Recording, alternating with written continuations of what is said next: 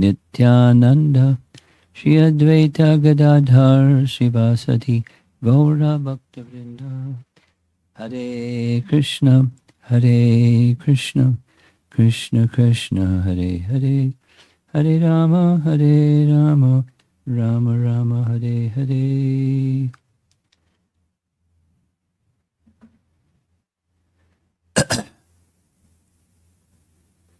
We're honoring today the Disappearance Day of Srila Bhaktisiddhanta Sarasvati Thakur. And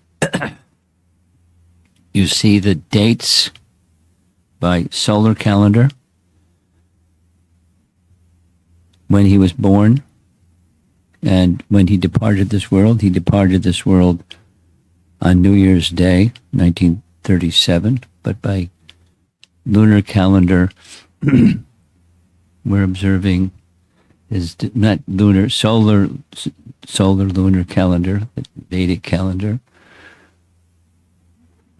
his disappearance day today. And in those 63 years, he accomplished amazing, superhuman purposes. We see a nice photograph when photography was just getting underway, standing with his sannyas danda in some very ornate background place. Don't know where that is. The biography of his life, written by Rupa Vilas, Prabhu, one of Prabhupada's disciples, was titled The Ray of Vishnu. The title about his life, Ray of Vishnu, came from Bhaktivedanta Thakur. And Bhaktivedanta Thakur, as we know, he had 10 children, and at a certain point in time he was praying very intensely to the personality of Godhead to send to him a ray of Vishnu to help him spread Krishna consciousness. Now, at that time, there was no, as it says here, Krishna consciousness movement, but there was certainly Krishna consciousness that he had captured and was vigorously, globally communicating and transmitting and expanding, and he wanted some assistance, so a ray of Vishnu to assist him in that expansion. And much to his surprise, when Bimal Prasad, which was his birth name, was born, these are all well-known stories, but the umbilical cord was wrapped around his neck like a Brahmin thread. And later, so we saw his birth was in February, and so Rath Yatra in Puri takes place when? July, traditionally. So about 6 months, 5-6 months after his birth, because Bhaktivinoda Thakur was the chief magistrate, very high position in the government, he had privileges, and his privileges extended to his wife. So his wife, the cart had stopped, the Rath Yatra cart had stopped pretty much in front of their house, and she climbed up on the Rath Yatra cart and placed the child in front of the deity of Jagannath, because there's 3 carts. And as she placed him in front of the deity, a celebrated event, a garland fell from the neck of the deity and circled around the child. So it was like confirmation, Ray of Vishnu confirmed, or the blessings of Lord Jagannath upon this not even 6-month-old child. He, Bhaktisiddhanta Saraswati Thakur, followed closely behind his father. his father trained him, and he received that training, and he didn't imitate. Their style was different, but much of the mood and the teachings of Bhaktivinoda Thakur were assimilated by and furthered by Bhaktisiddhanta. What you see on the screen is a publication, the Vedanta.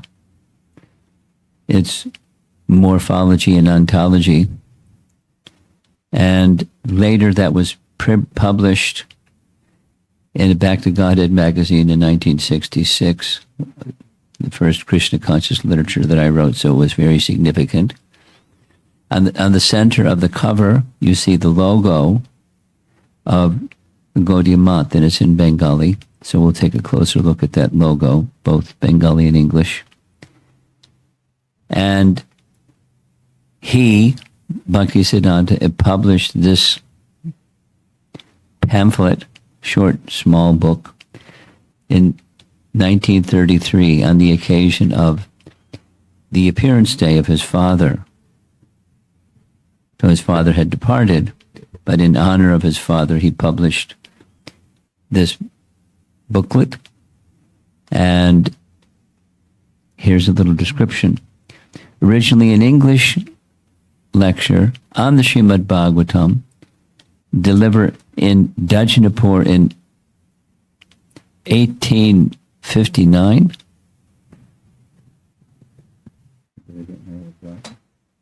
1869. So 1869, that's before Bhaktisiddhanta was born. So it's a lecture given by his father.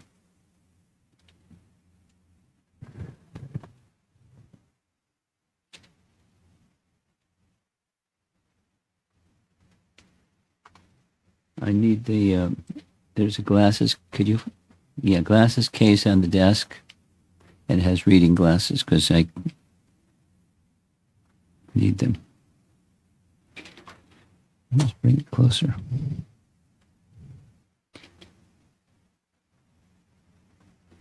The Bhaktivinoda Thakur was around 36 years old, and he gave a lecture of this title.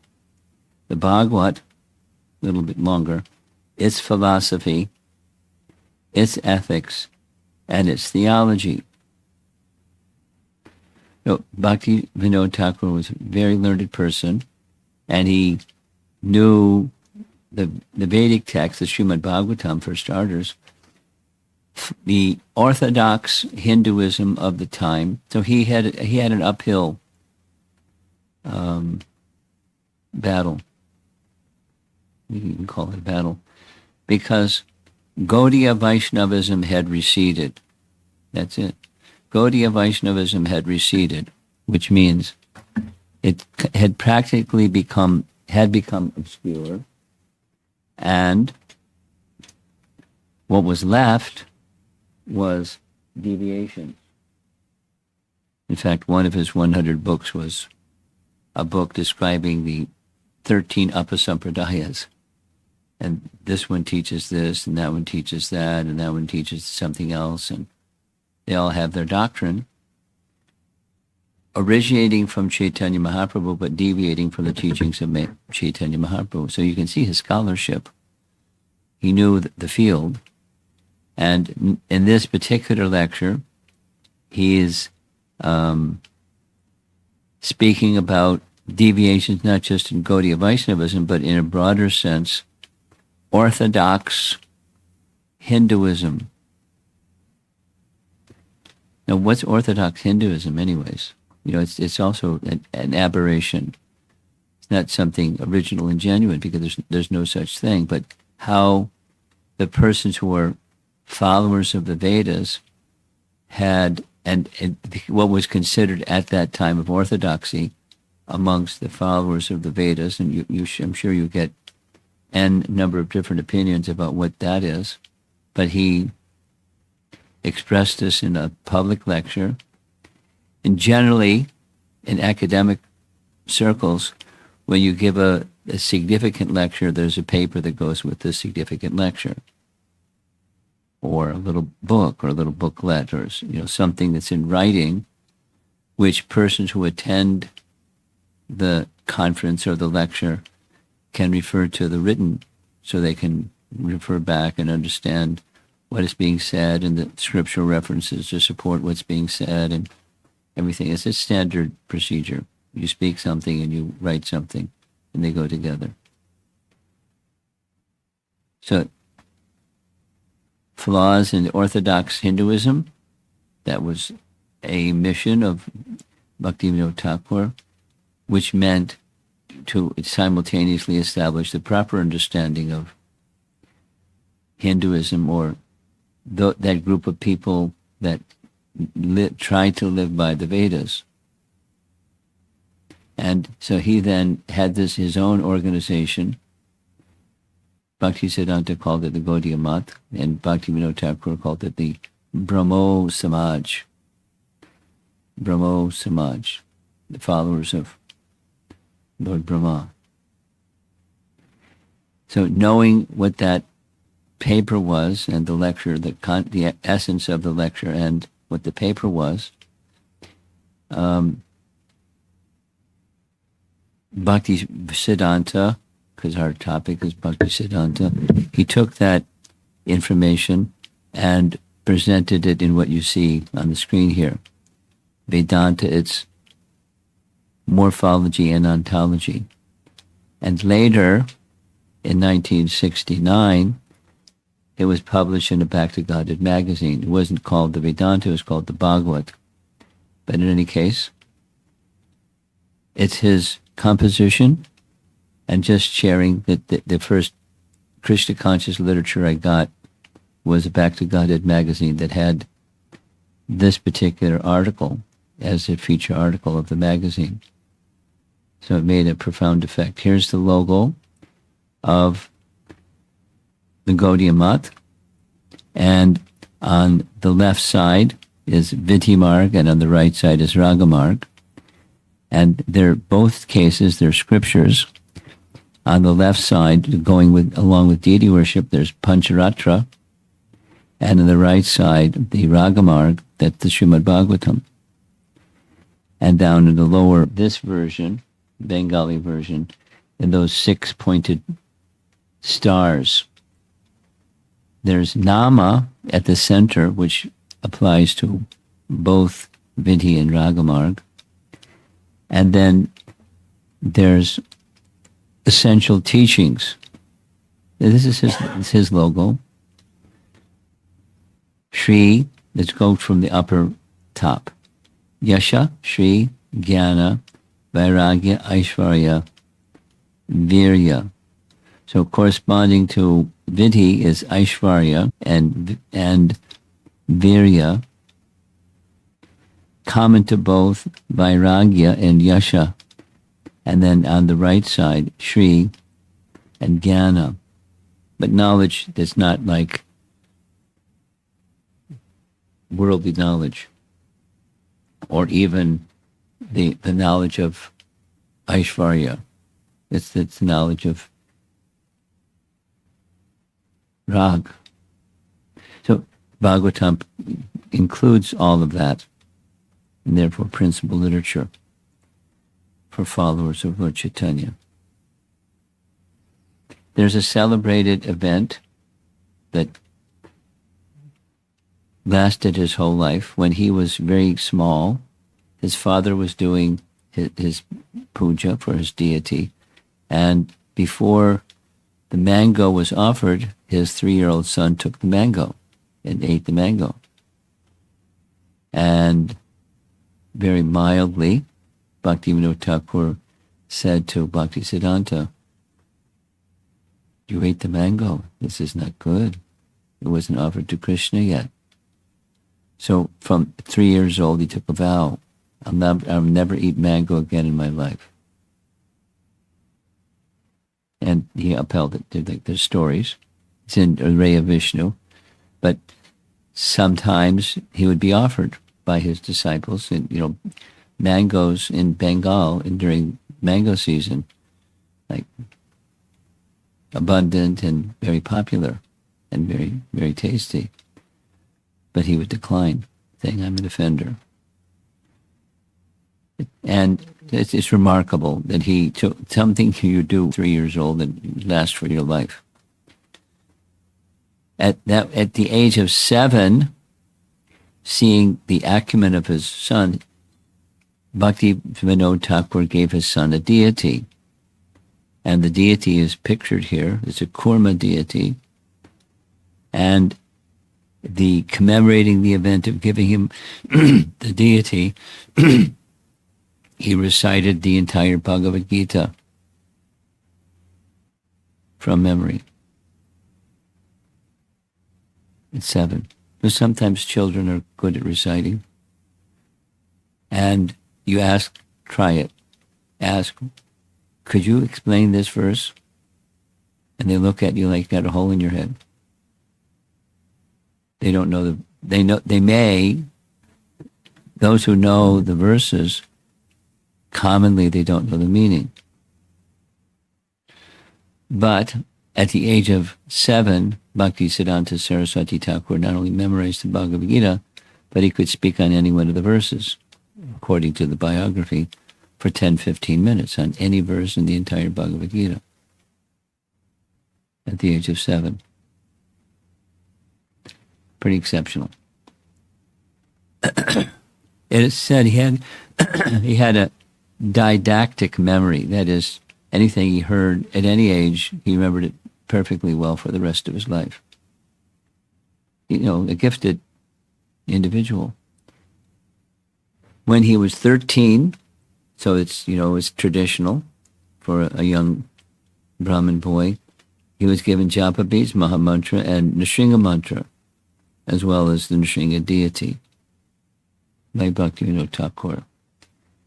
As he was growing up, young boy growing up, who was not inclined to anything material, understood what the writing on the wall, and that is, Mom and Dad are going to expect that I become married. So he didn't want to get married, and he didn't want to continue with his education also because he understood what that meant. It's just a stepping stone towards having an occupation and getting married and doing the family thing. So instead, he consulted the king of Tripura, and for a good number of years, 11 years, he just became a librarian for the king. And of course, he read the entire library. And being of a didactic mind, that served him well later to explain this and that and the other thing from the king of Tripura's library. And the king was obviously a Vaishnava, otherwise he wouldn't have taken that service. So there was historical Vaishnava literature, along with other things that are in libraries. So that takes us up to 1905. And at this time, his father was still living in Puri. His father was moving about a little bit, but the family residence, his wife and their home and everything was in Puri. And there was a local Babaji who was a very popular person. And he made his residence right next to the Samadhi of Haridas Thakur. Today, when you visit Puri, you'll see that when you visit the place where Chaitanya Mahaprabhu placed his body in the sand and everything, it's there. There's a shrine to commemorate the place, and in that same space, there's the Samadhi of Radha Ramana Charana Das Babaji. So he was a celebrity like a really popular person at that time. And Bhaktisiddhanta took exception to two of his practices. He made up mantras that included names of Lord Chaitanya and Lord Nityananda, and the Hare Krishna mantra, parts of the Hare Krishna mantra, kind of mixed them together. He came up with his own mantra. Nitai Gaur Radhe Shyam Hare Krishna Hare Rama. And so his followers were encouraged to chant his mantra. And Bhaktisiddhanta confronted him publicly and said, this is Rasabhas. Without all the detail, Bhaktisiddhanta was not one to be mild about things. He was called, in his biography, called the Shringa Guru. And when he saw discrepancy, he would speak up. So people that were doing discrepancy, they would hide. It said, they saw him coming along the streets and went to the other side of the street. Because he wouldn't hesitate to challenge people that were doing nonsense. So this Radha Ramana Charana was doing nonsense. Babaji, and extremely respected, but he didn't hesitate to confront him. And the second thing, he had a practice that one of his followers, he had his follower dressed up as a gopi. So he was training his follower to become a gopi. And that was a deviation from Lord Chaitanya and Lord Chaitanya's teachings. So he confronted him on both accounts. And it caused an uproar because he was a popular personality, living by the side of Haridas Thakur's Samadhi. And so his father said, because his father didn't have that same propensity to confront, he said, you've made a big uproar here in Puri, and I think it's a good idea if you don't continue doing this type of thing, just chant Hare Krishna and be happy. Don't challenge these people that are... Because this was an issue between the two of them. We mentioned this yesterday. Here we go again. Bhaktivinoda Thakur was very liberal, restoring Krishna Bhakti in the line of Chaitanya Mahaprabhu, knowing what Krishna Bhakti was and knowing what deviation was. But when he went about it in a very gentle, step-by-step, progressive way to establish this is the real doctrine and that over there is bogus. It's a deviation from. So he said to Bhaktivinoda said to his son, you've made a big uproar.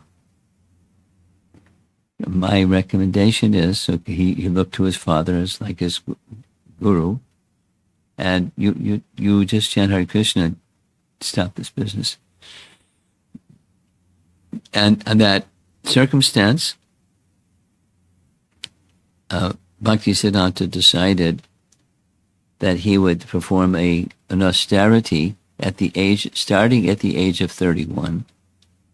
So the years, you see the same years we saw the slide before, 1905 to 1914, 11 years.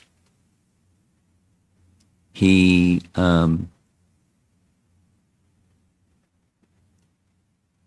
took a vow that he would chant 1 billion names.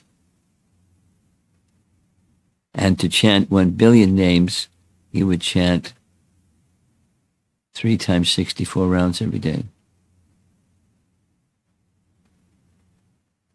Every day for years. And so every day for years, 192 rounds, took him 16 hours, which means essentially 5 minutes a round. You do the math. I did the math. That's chanting pretty swiftly. I can't chant one round in 5 minutes, but he did. And he did it for 9 years.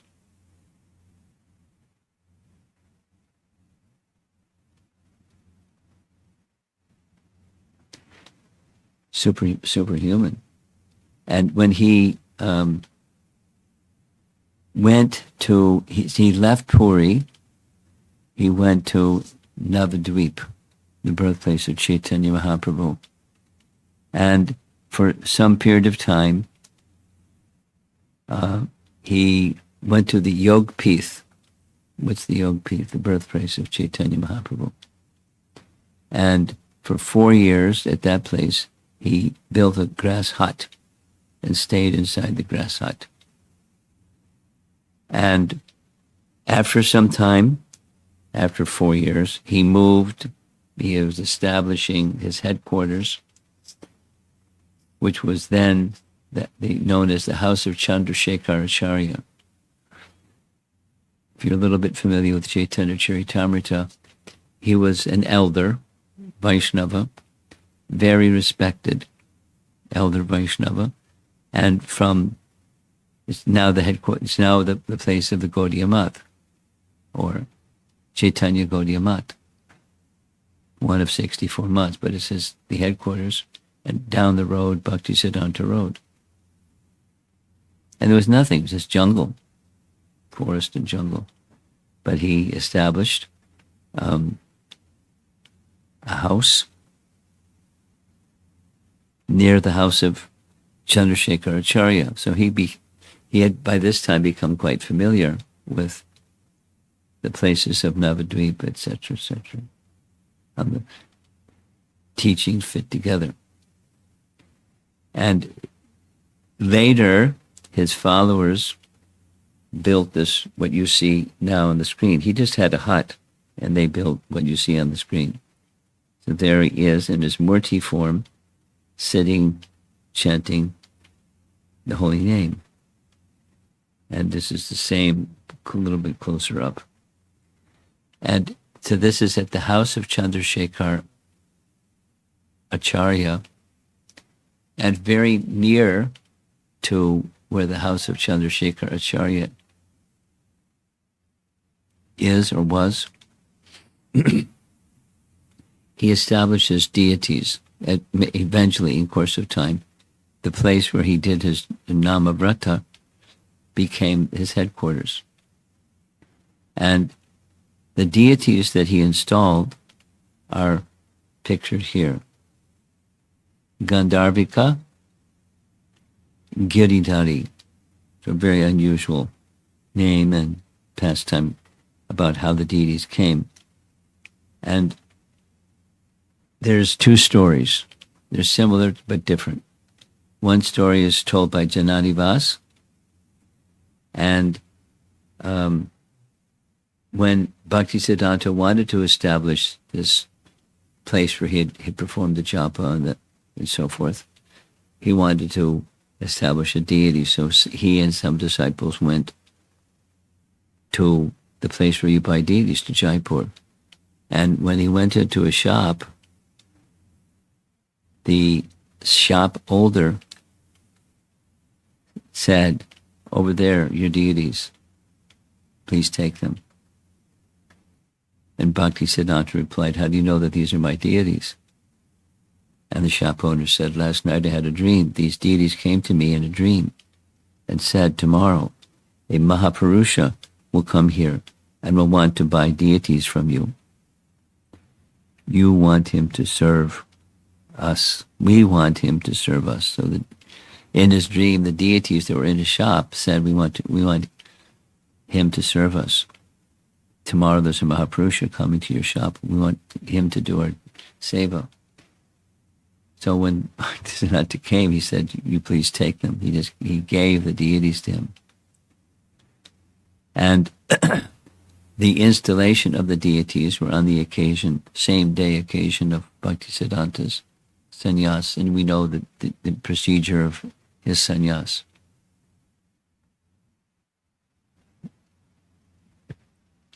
Unique. I mean, very unique. before a picture of Gorkishoras Babaji, who he was accepting, or is accepting, as his Shiksha Guru.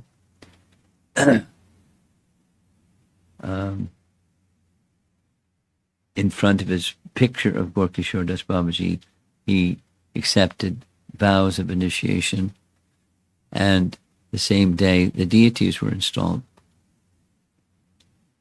There's a different version, and here's the different version. So the same, the place of bhajan where he made his Namavrata. The next year, for the purpose of establishing Chaitanya Gaudiya Math, Bhaktisiddhanta went with some devotees to Jaipur to bring deities. They went to several shops to see what deities were available. When Bhaktisiddhanta Sarasvati Thakur expresses attraction for a particular set of Radha Krishna deities, the shopkeeper said that these deities had been sold already, so he couldn't take them. Bhaktisiddhanta left and returned to his room. That evening, Bhaktisiddhanta had a dream of the same deity instructing him.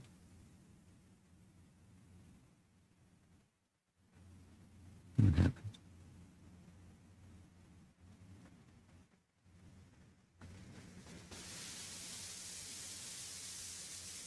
Instructing him that he needs to return to the same shopkeeper and install the deity in Mayapur. The deities appeared in his dream.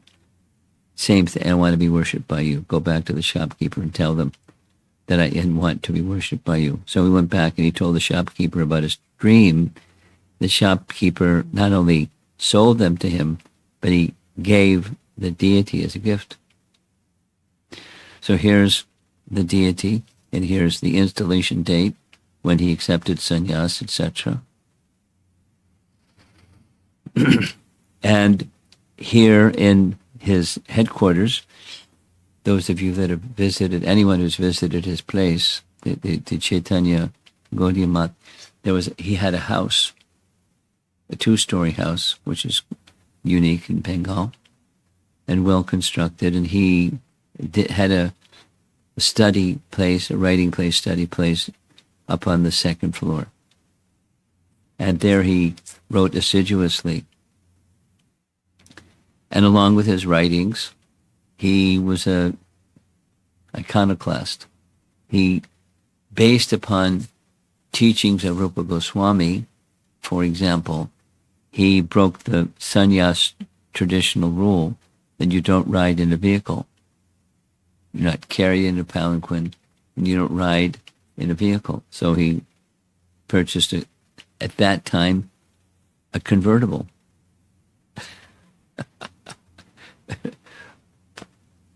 And dressed in sewn clothes, drove through the streets of Vrindavan, waving at everybody.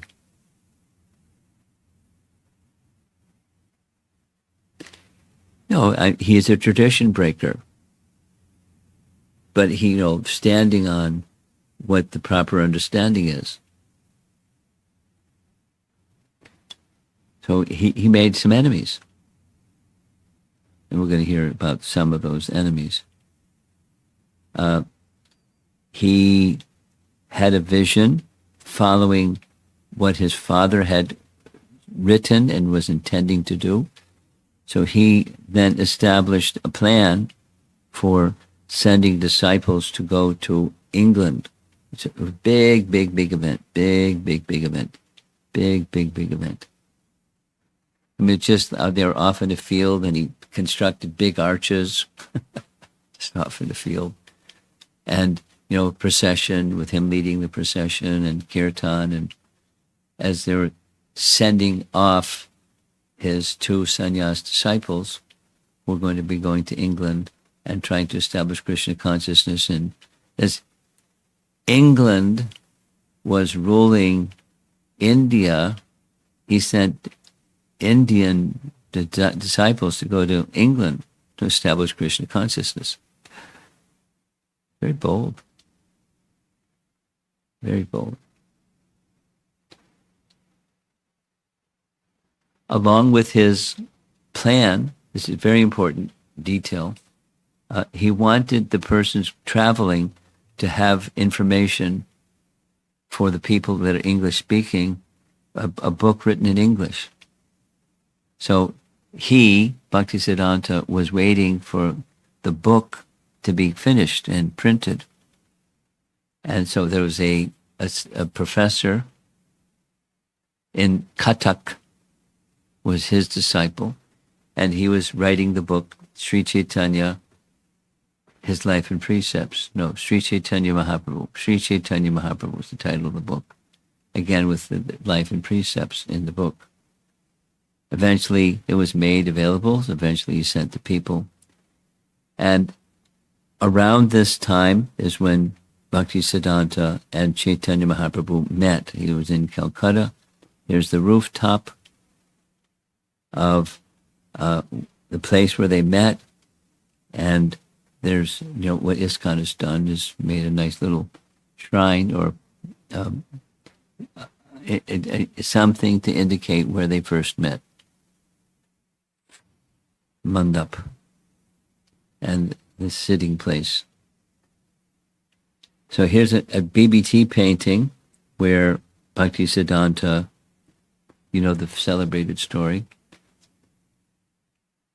how Prabhupada became a devotee, was introduced to Bhaktisiddhanta. A friend of his, we're not sure who that is in the painting, encouraged him to come, encouraged him to come, encouraged him to come. Eventually he had met many sadhus. They didn't find them so genuine, so he wasn't so interested. But his friend insisted, so he went. And and the story. At the time, Prabhupada was a Gandhi follower, so he spoke Gandhiisms. And Bhaktisiddhanta, now is not the time to go to the West, because India needs to become free from British rule first, because otherwise the British won't expect us. So Bhaktisiddhanta gave, as you see, the shaking finger, a 20-minute answer that is consistent with the principle that there's nothing material that can cause and nothing material that can stop bhakti. So it doesn't matter. Don't wait for become free from British rule. At any time is a good time. There's many nice sayings that are attributed to him. Here's one. All those conditioned souls who consider apparent impediments to their happiness are harmful, or the cruelty of the Supreme Lord. See only the first move in the chess game. They're unable to foresee what lies beyond the fourth and fifth move.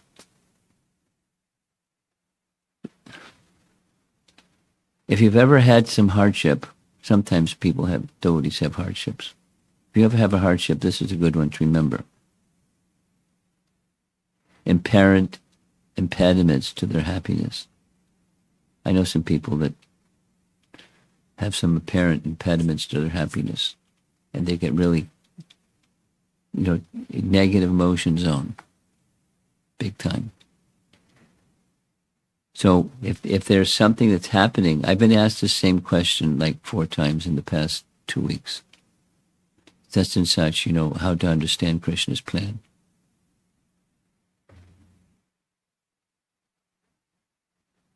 And you may not understand Krishna's plan. But the way to understand Krishna's plan is to be Krishna connected. Otherwise you won't understand. If you're Krishna connected, Krishna will give the intelligence and give you a clear indication what his plan is. You go with his plan because you're a devotee. But if you're not a devotee, you won't have that clear understanding. So you have to be patient and become Krishna conscious. And that ultimately, sanctioned by Krishna in the life of a devotee is beneficial for them, whatever that reason might be. One of the contributions of Bhaktisiddhanta was what you see in the painting here, or that photograph. This is the birthplace of Chaitanya Mahaprabhu because his father had rediscovered the actual birthplace instead of the wrong place that was being accepted on the western side of the Ganga, etc., etc., etc. So once it was confirmed, Bhaktivinoda built a little simple shelter facility, and he requested later his son to build something more formal and beautiful. So that's what you see on the screen. And as they were digging the foundation to establish this nice temple, because even in Bengal you have to have a foundation for building, they dug and dug and dug and dug, and when they dug down, they found the Adhokshaja Vishnu deity that was known to have been worshipped by Jagannath Mishra. So there is the deity on the altar. There's a close-up of the deity on the altar. There's a bas-relief deity, but that's fine. Confirming, through archaeological evidence that yes, this is the birthplace of Chaitanya Mahaprabhu. Some other celebrated events in his life. He went to Dhaka. He was busy traveling here and there. And when he was in Dhaka for, I forget what the duration, it was either a fortnight or a whole month or something like that. He spoke on one verse, the first verse of the Bhagavatam, and didn't repeat himself, making many points and many points and many points. In other words, eloquent speaker, vastly learned speaker. And this is Sri Krishna Chaitanya. This is the professor from Orissa, Kathak College in Orissa, who wrote the book, Sri Krishna Chaitanya. And in the Sri Krishna Chaitanya, there's some description of Bhaktisiddhanta Saraswati Thakur and his mission and so forth. So this is March 33. In May 33, they established a little place. And there wasn't too much more than just establishing a little place.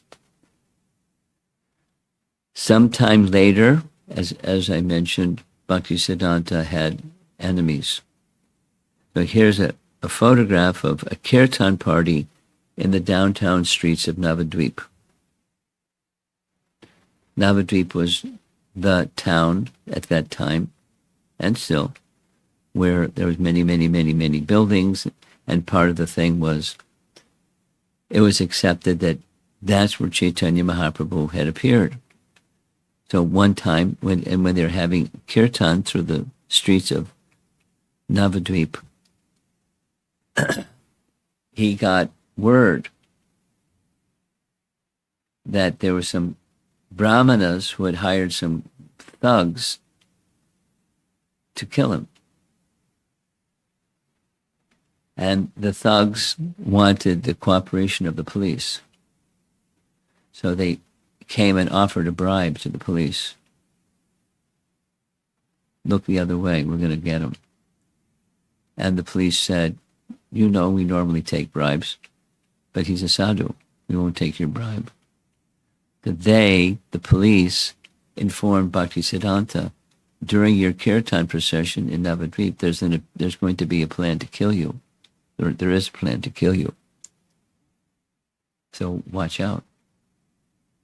And sure enough, when they had their kirtan, the thugs came out, and there was a plan.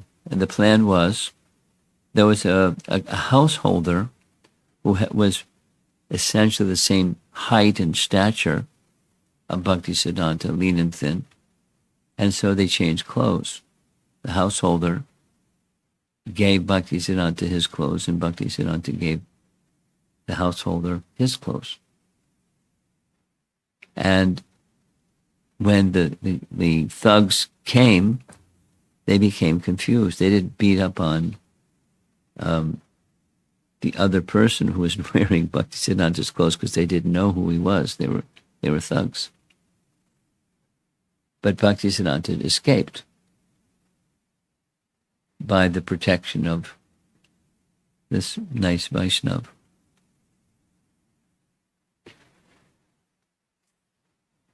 Enemies. Some of his teachings, nice. Harikatha is the Swarup Shakti of Harinam. Yesterday evening there was a question, what's Swarup Shakti? It's Krishna's own potency. And the Katha is a nice understanding. Katha, like the Vedas, is feminine. The Vedas is feminine. Through the mother, one can know who is the father. The Vedas reveal the personality of Godhead. And he, Bhaktisiddhanta, was saying, it's not sufficient just to chant Harinam without Harikatha, because you get the wrong understanding. Just as Krishna is properly worshipped not alone, but with Radha, his Swarup Shakti. So same that Harinam is improper without Harikatha, which is Krishna's Swarup Shakti. So the two go well together. Bhagavad Gita and Harinam. Clear? Okay, good. Here's some nice writing. He took the Chaitanya Bhagavat and made a commentary on every single verse, and here's taken from Chaitanya Bhagavat. The characteristics of Prahlad are described in the 7th canto of Srimad Bhagavatam. Characteristics of Dhruva, 4th canto. Gadadhar Pandit Goswami was a speaker of Srimad Bhagavatam, and Sri Gaurasundar was a listener. He, Lord Chaitanya, attentively heard topics about Prahlad and Dhruva's cultivation of devotional service from the mouths of Gadadhar hundreds of times. So, something that Chaitanya Mahaprabhu did when in Puri, as he spent some time each day giving his association to Gadadhar Pandit. And Gadadhar Pandit every day worshipped the deity that Lord Chaitanya requested him to worship, the Gopinath deity, and similarly to recite Srimad Bhagavatam. So Lord Chaitanya would come to hear him recite, dance before the deity and hear him reciting Bhagavatam. And the recitation in Bhagavatam, at least the favorite for Lord Chaitanya, maybe also for the speaker, was the story of Dhruva and Prahlad. Anyway, it's nice understanding. Here's a nice photograph of Bhaktisiddhanta meeting at his headquarters in Chaitanya Gaudiya Math with the governor of Bengal. The governor of Bengal, of course, was a British man, the fellow on the left. And James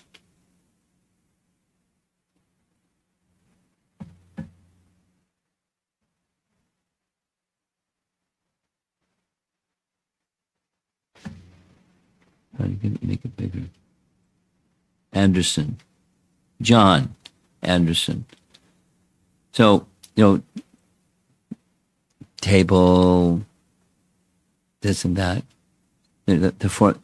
According to time, place, and circumstances, as a sannyasi, he engaged things. We see paintings or photographs where he's in his, sannyas attire, and here he's wearing white, receiving the governor of Bengal. And he accommodated time, place, circumstance in the service of the personality of Godhead. That was his motto. While at the same time as Nrsinga Guru, he was very accommodating. Here's a close-up of that photograph. Couple more points and we can end.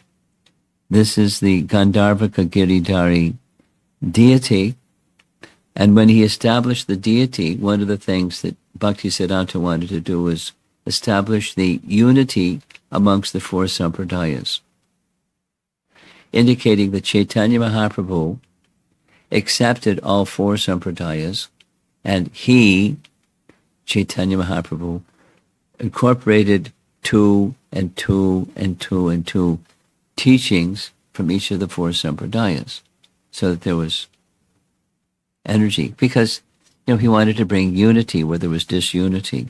So on the four corners, when I visited, on the four corners of the temple of Gandharvika Giridhari, there are little murtis to go along with a book that he had written, The Four Sampradayas. It's a nice book, and there's details and details, Bhaktisiddhanta style, lots of details, where the center of the unifying teaching was Chaitanya Mahaprabhu, and then there's the four sampradaya teachers. Now today, those four deities in the four corners of the temple have been replaced with others. They're larger and more ornate, more contemporary, and there aren't features. But it's following a principle. So here's, according to Bhaktisiddhanta's own writing, here's the two teachings from each of the four sampradayas that the four sampradaya acharyas accept and Lord Chaitanya accepted. Two.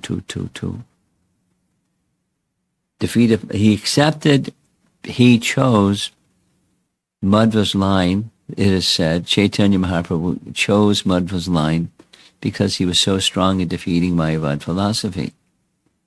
And Madhvacharya also had very strong and very paka standards of worshipping of the deity form of Krishna. So Mahaprabhu adopted that. In Ramanujacharya, very central, as we know from Rupa Goswami's teachings, bhakti is unpolluted by karma and gyan, and rendering service to the devotees. So he lived that way, and he taught that way, and he's saying that Ramanujacharya gave that same teaching, which was incorporated by Mahaprabhu. Now, Vishnu Swami and the Nimbarka Sampradaya are particularly alike the Ragamarg portion of Mahaprabhu's teaching. The sentiments of inclusive sentiment, exclusive dependence on Krishna, and the path of Raga Bhakti. Now, Vishnu Swami followers hold these two as very prominent, and Mahaprabhu accepted them as well. Necessity of taking shelter of Radha, and the high esteem for the gopis' love for Krishna. Now, that can become cheapened, but the Nimbarkacharya followers didn't cheapen it. They held it and still hold it in a proper manner. And Lord Chaitanya similarly. These were pillars in the four sides of this temple. In it, so once again, Lord Chaitanya accepted these 8 doctrines that are very prominent in each one of the four sampradayas for the purpose of bringing unity. So he Bhaktisiddhanta, beat the drum and blew on the trumpet. He wanted unity while respecting differences, unity and diversity. Celebrated event. This is a painting of an event Prabhupada recounted. Bhaktisiddhanta, every year would take devotees to Vrindavan on Prikrama. And Bhaktisiddhanta, or Bhaktivinoda Thakur, Srila Prabhupada went from time to time with his son, one of his sons, and they're walking, the painting is showing, on the occasion of walking around Radhakund, an instruction was given by Bhaktisiddhanta to Prabhupada. Far more important than building temples is the printing of books. because the temples will crumble and perish, but the books will live forever. So if you ever get money, print books. And Prabhupada took it seriously and he followed it. This is a place of just a nice painting at Radhakund. He had a Pushpa Samadhi established right next to Bhaktivinoda Thakur's Pushpa Samadhi, and I'll show you on a map where the place is.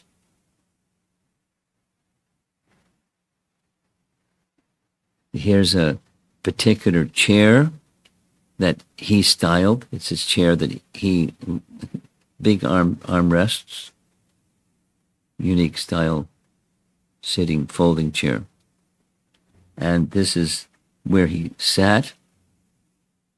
Whoops. On the right side is a chair and a desk and his bed. Very simple. So he didn't sleep on the floor, but he slept like this.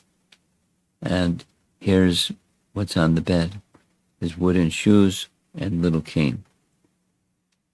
And as his deity in Navadvip or in Mayapur is Gandharvika Giridhari, he established this Radha Kunjabihari temple here in Vrindavan by Radhakund. So it shows you on the map where the temple is, how to get there. There's this in the center of the drawing on the left, there's Radhakund.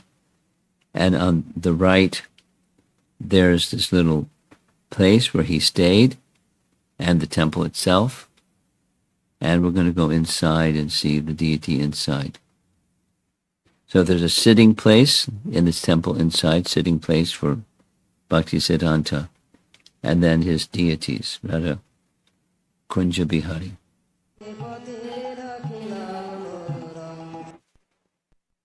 Okay, nice.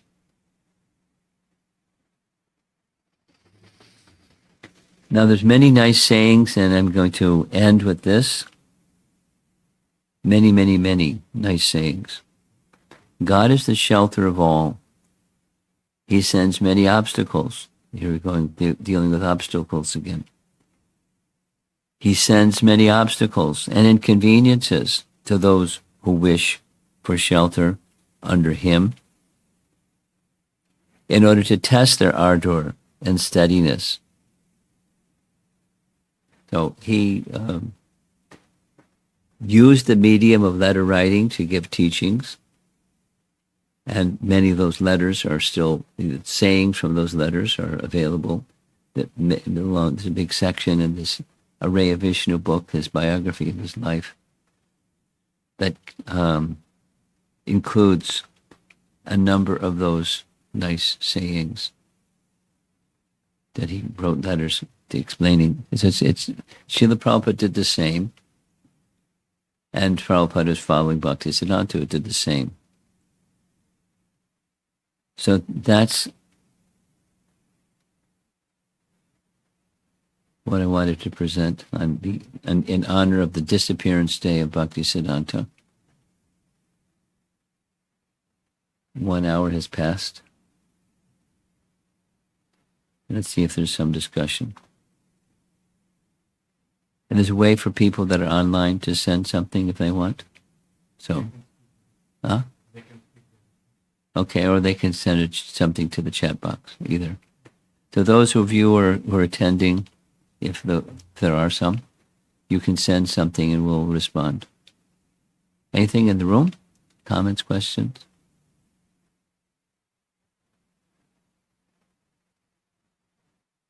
Yeah, go ahead.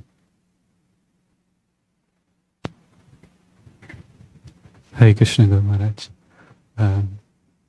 One is an appreciation. The vows of Bhaktisiddhanta Maharaj are like superhuman. The chanting of 1 billion names, or even to me the mango, not having a mango for the rest of the life, and the vow taken at the age of 3 are really superhuman. That's just not ordinary. Not ordinary. And the question that I have is, with Bhaktisiddhanta Saraswati Maharaj was given a Kurma deity to worship when he as a child, Yes. in his young age. We see in life of Srila Prabhupada about Radha Krishna deities being given. Yeah. But is there a significance of Kurma deity? Yes, the explanation given is Kurma establishes a foundation.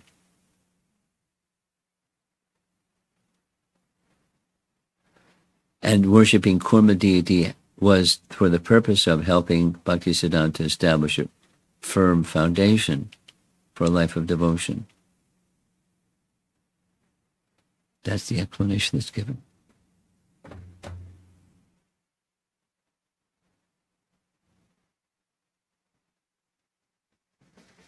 Yeah? In one of the slides, you showed the Pushpa Samadhi of Srila Bhaktisiddhanta Saraswati Thakur next to Bhaktivinoda Thakur.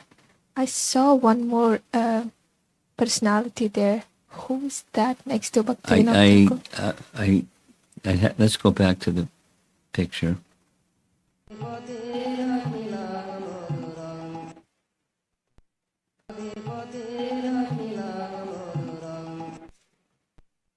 Okay. I don't read Bengali, but somebody that reads Bengali could maybe tell us what it says. But what I can do is I'll find out from somebody that does read Bengali what it says. There's a photo at the top. There's something Bengali at the bottom. And I know a few devotees that are Bengali, and they'll tell me the name. So tonight we can give you the answer. Thank you, Maharaj. Huh? It's in Hindi? Okay. Well, if you speak Hindi, she speaks Hindi, for sure. So you look over the same picture. I'll send you the slide and you tell me later. Hare Krishna. Srila Prabhupada ki, Srila Bhaktisiddhanta Saraswati Thakur Prabhupada ki, Gaur Premanandi, in honor of Bhaktisiddhanta. I think what I'm going to do is add, for the next time I do this, his pranam mantras, because there's 4 of them, but I'll add it to this so we can just add his pranam mantras to the presentation. And we'll find out who this person is. And I'll add that too.